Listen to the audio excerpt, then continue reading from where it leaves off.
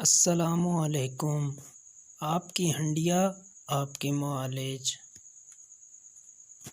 وہ کیا دور تھا جب ہماری ہنڈیا میں اور کھانے پکانے کی ہر چیز میں آلو بخارے کا استعمال بہت ذوق شوق سے کیا جاتا تھا۔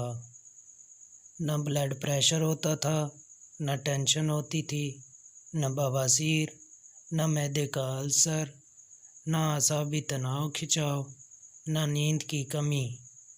اگر آپ چاہتے ہیں کہ یہ بیماریاں آپ کے قریب کبھی نہ آئیں اور ہمیشہ کے لیے دور ہو جائیں تو پھر اپنی ہنڈیا، چاولوں یا سالن میں ان 3 چیزوں کا استعمال چاہے تھوڑا ہو لیکن مسلسل ہو، آپ کو اس کا بہت حیرت انگیز رزلٹ ملے گا۔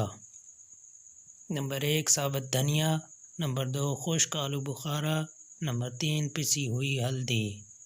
ویڈیو اچھی لگی ہو تو ویڈیو کو لائک کر دیں اور چینل کو سبسکرائب کر دیں۔